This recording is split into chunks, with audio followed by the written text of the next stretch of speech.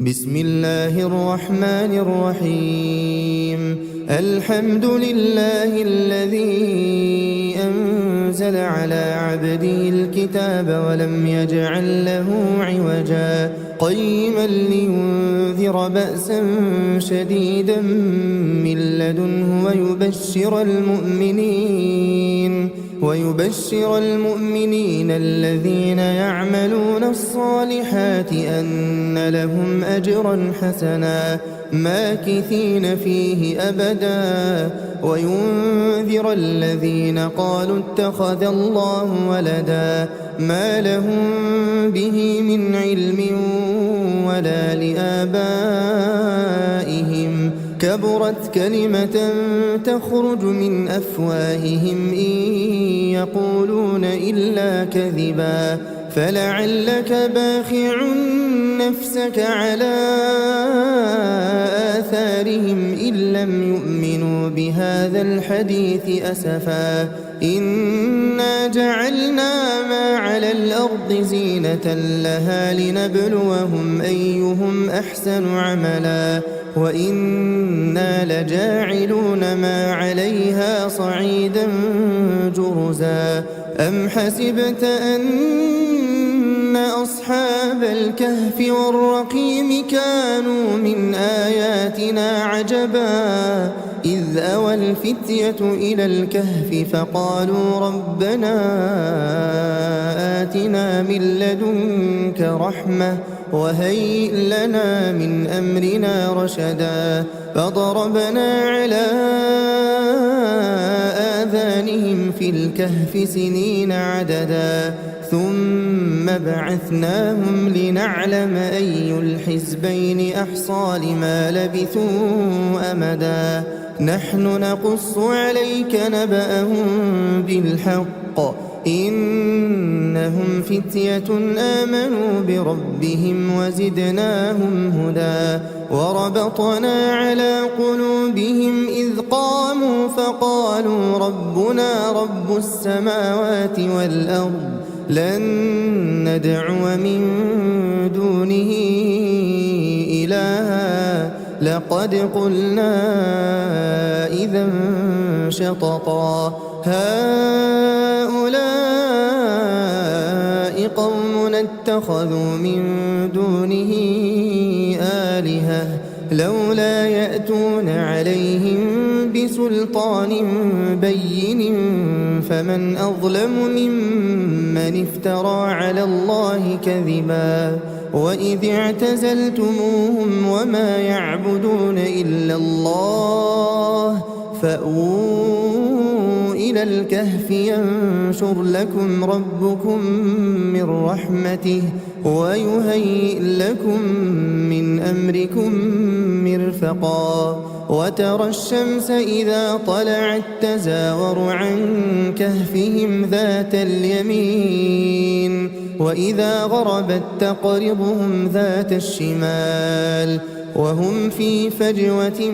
منه ذلك من آيات الله من يهد الله فهو المهتد ومن يضلل فلن تجد له وليا مرشدا وتحسبهم أيقاظا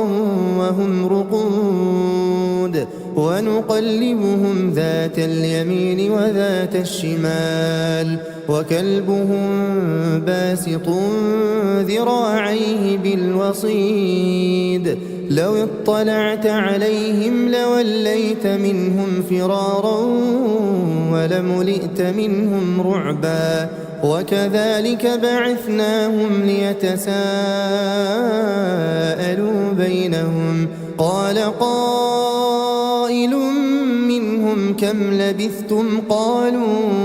قالوا لبثنا يوما أو بعض يوم قالوا ربكم أعلم بما لبثتم فابعثوا أحدكم بورقكم هذه إلى المدينة فلينظر أيها أزكى طعاما فليأتكم برزق منه وليتلطف ولا يشعرن بكم أحدا إنهم إن يظهروا عليكم يرجموكم أو يعيدوكم في ملتهم ولن تفلحوا إذا أبدا وكذلك أعثرنا عليهم ليعلموا أن وعد الله حق وأن الساعة لا ريب فيها إذ يتنازعون بينهم أمرهم فقالوا بنوا عليهم بنيانا ربهم أعلم بهم قال الذين غلبوا على أمرهم لنتخذن عليهم مسجدا سيقولون ثلاثة رابعهم كلبهم ويقولون خمسة سادسهم كلبهم رجما بالغيب ويقولون سبعة وثامنهم كلبهم قل ربي أعلم بعدتهم ما يعلمهم إلا قليل فلا تمار فيهم إلا مراء ظاهرا ولا تستفت فيهم منهم أحدا ولا تقولن لشيء إني فاعل ذلك غدا إلا أن يشاء الله واذكر ربك إذا نسيت وقل عسى أن يهديني ربي لأقرب من هذا رشدا ولبثوا في كهفهم 300 سنين وازدادوا 9 قل الله أعلم بما لبثوا له غيب السماوات والأرض أبصر به وأسمع ما لهم من دونه من ولي ولا يشرك في حكمه أحدا واتل ما أوحي إليك من كتاب ربك لا مبدل لكلماته ولن تجد من دونه ملتحدا واصبر نفسك مع الذين يدعون ربهم بالغداة والعشي يريدون وجهه ولا تعد عيناك عنهم تريد زينة الحياة الدنيا ولا تطع من أغفلنا قلبه عن ذكرنا واتبع هواه وكان أمره فرطا وقل الحق من ربكم فمن شاء فليؤمن ومن شاء فليكفر إنا أعتدنا للظالمين نارا أحاط بهم سرادقها وإن يستغيثوا يغاثوا بماء كالمهل يشوي الوجوه بئس الشراب وساءت مرتفقا إن الذين آمنوا وعملوا الصالحات إنا لا نضيع أجر من أحسن عملا أولئك لهم جنات عدن تجري من تحتهم الأنهار يحلون فيها من أساور من ذهب ويلبسون ثيابا خضرا من سندس وإستبرق متكئين فيها على الأرائك نعم الثواب وحسنت مرتفقا واضرب لهم مثل الرجلين جعلنا لأحدهما جنتين من أعناب وحففناهما بنخل وجعلنا بينهما زرعا كلتا الجنتين آتت أكلها ولم تظلم منه منه شيئا وفجرنا خلالهما نهرا وكان له ثمر فقال لصاحبه وهو يحاوره أنا أكثر منك مالا وأعز نفرا ودخل جنته وهو ظالم لنفسه قال ما أظن أن تبيد هذه أبدا وما أظن الساعة قائمة ولئن رددت إلى ربي لأجدن خيرا منها منقلبا قال له صاحبه وهو يحاوره أكفرت بالذي خلقك من تراب ثم من نطفة ثم سواك رجلا لكن هو الله ربي ولا أشرك بربي أحدا ولولا إذ دخلت جنتك قلت ما شاء الله لا قوة إلا بالله إن ترني أنا أقل منك مالا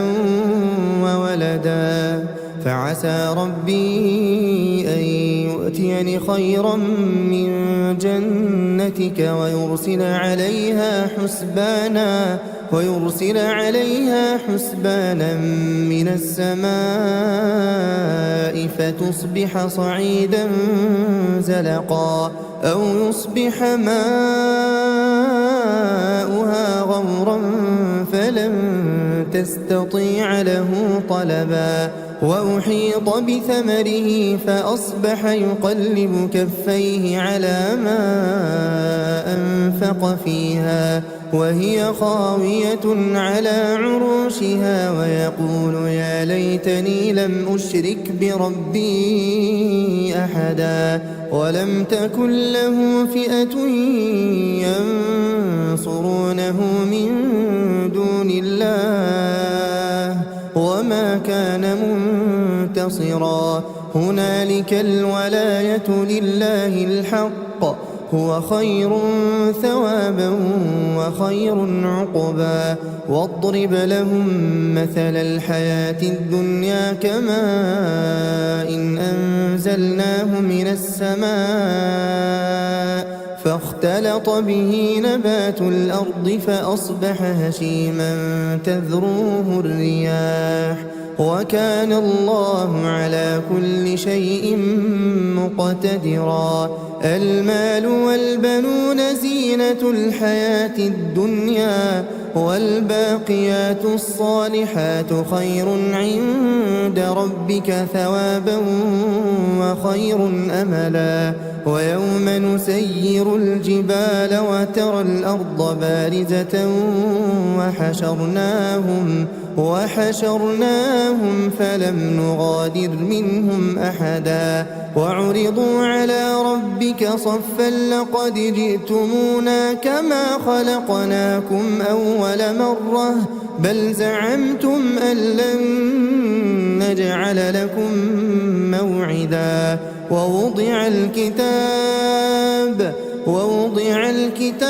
فترى المجرمين مشفقين مما فيه ويقولون يا ويلتنا ما لهذا الكتاب لا يغادر صغيرة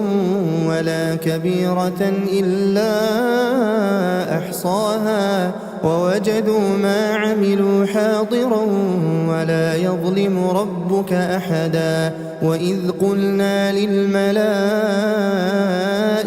اسجدوا لآدم فسجدوا إلا إبليس كان من الجن ففسق عن أمر ربه أفتتخذونه وذريته أولياء من دوني وهم لكم عدو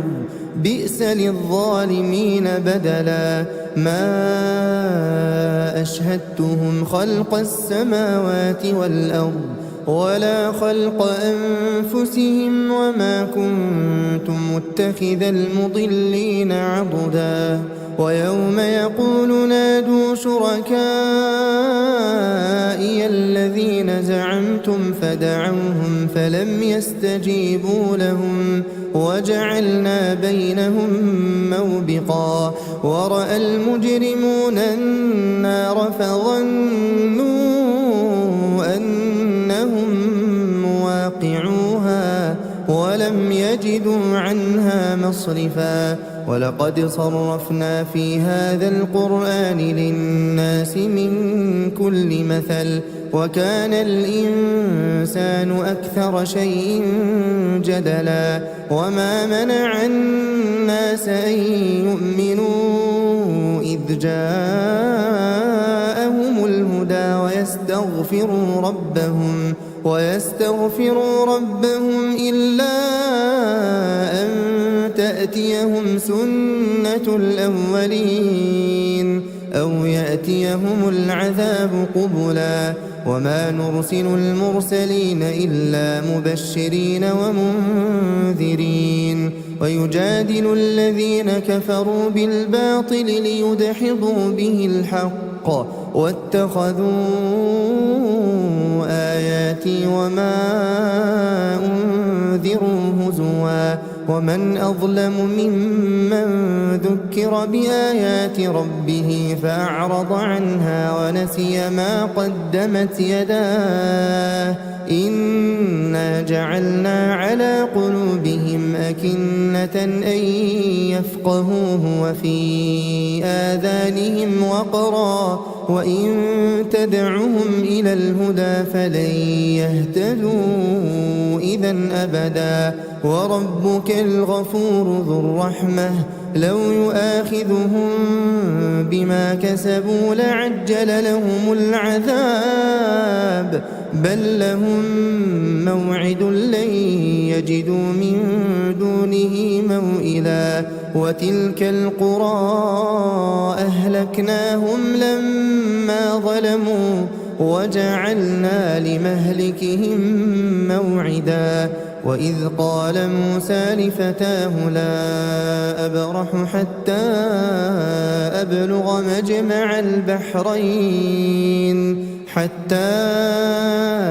أبلغ مجمع البحرين أو أمضي حقبا فلما بلغا مجمع بينهما نسيا حوتهما فاتخذ سبيله في البحر سربا فلما جاوزا قال لفتاه آتنا غداءنا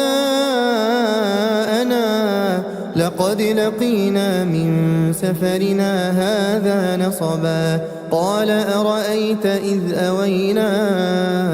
إلى الصخرة فإني نسيت الحوت وما أنسانيه إلا الشيطان أن أذكره واتخذ سبيله في البحر عجبا قال ذلك ما كنا نبغي فارتدا على آثارهما قصصا فوجدا عبدا من عبادنا آتيناه رحمة من عندنا وعلمناه من لدنا علما قال له موسى هل أتبعك على أن تعلمني مما علمت رشدا قال إنك لن تستطيع معي صبرا وكيف تصبر على ما لم تحط به خبرا قال ستجدني إن شاء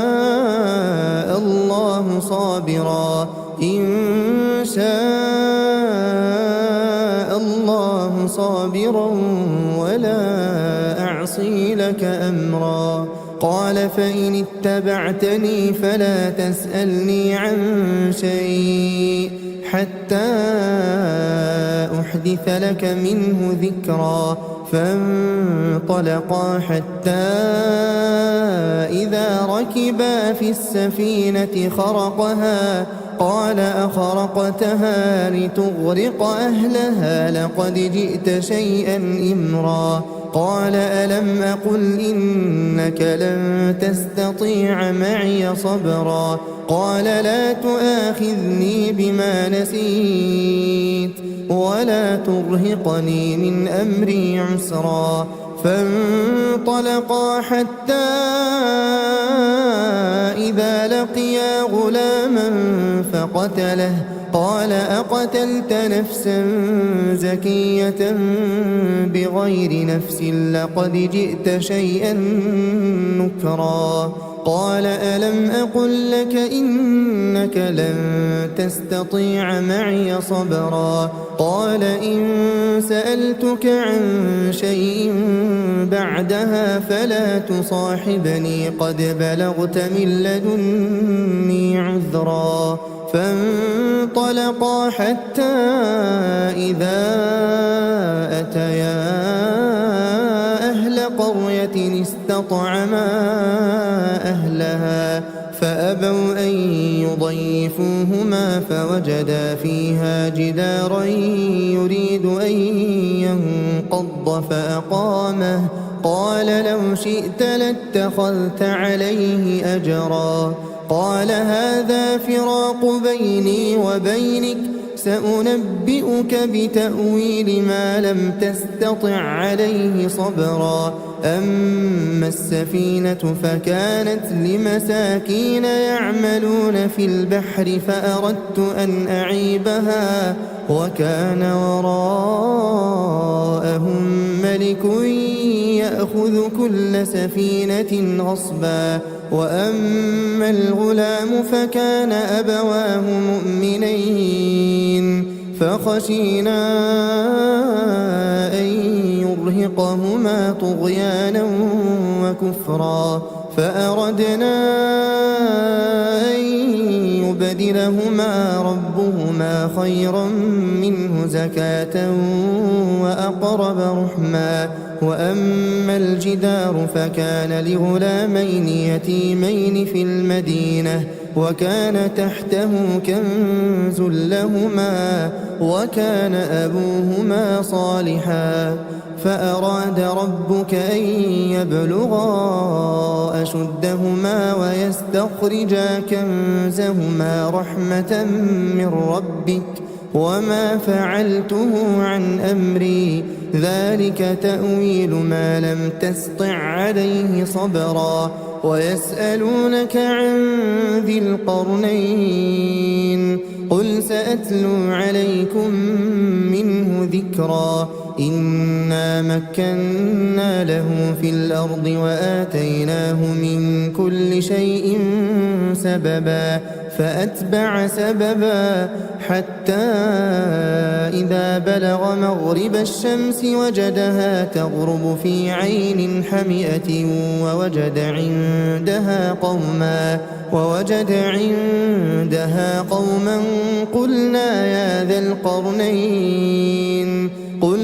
يا ذا القرنين إما أن تعذب وإما أن تتخذ فيهم حسنا. قال أما من ظلم فسوف نعذبه ثم يرد إلى ربه فيعذبه عذابا نكرا. وأما من آمن وعمل صالحا فله جزاء الحسنى وسنقول له من أمرنا يسرا. ثم أتبع سببا حتى إذا بلغ مطلع الشمس وجدها تطلع على قوم لم نجعل لهم من دونها سترا. كذلك وقد أحطنا بما لديه خبرا. ثم أتبع سببا حتى إذا بلغ بين السدين وجد من دونهما قوما لا يكادون يفقهون قولا قالوا يا ذا القرنين إن يأجوج ومأجوج مفسدون في الأرض فهل نجعل لك خرجا على أن تجعل بيننا وبينهم سدا قال ما مكني فيه ربي خير فأعينوني بقوة أجعل بينكم وبينهم ردما آتوني زبر الحديد حتى إذا ساوى بين الصدفين قال انفخوا حتى إذا جعله نارا قال آتوني أفرغ عليه قطرا فما استطاعوا أن يظهروه وما استطاعوا له نقبا قال هذا رحمة من ربي فإذا جاء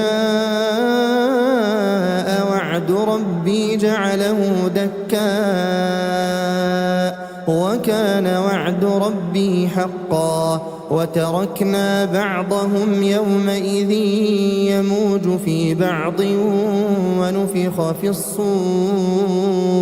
ونفخ في الصور فجمعناهم جمعا وعرضنا جهنم يومئذ للكافرين عرضا الذين كانت أعينهم في غطاء عن ذكري وكانوا لا يستطيعون سمعا أفحسب الذين كفروا أن يتخذوا عبادي من دوني أولياء إنا أعتدنا جهنم للكافرين نزلا قل هل ننبئكم بالأخسرين أعمالا الذين ضل سعيهم في الحياة الدنيا وهم يحسبون أنهم يحسنون صنعا أولئك الذين كفروا بآيات ربهم ولقائه فحبطت أعمالهم فلا نقيم لهم يوم القيامة وزنا ذلك جزاؤهم جهنم بما كفروا واتخذوا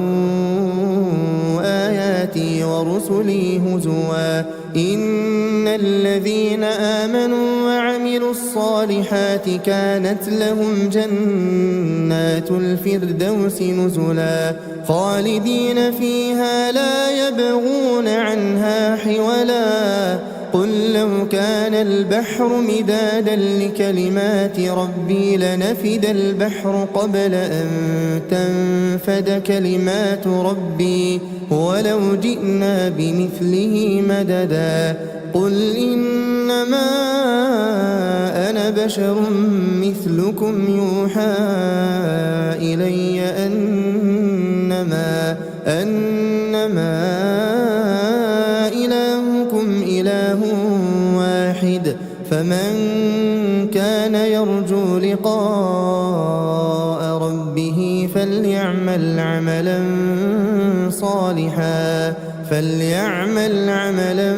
صالحا ولا يشرك بعبادة ربه أحدا.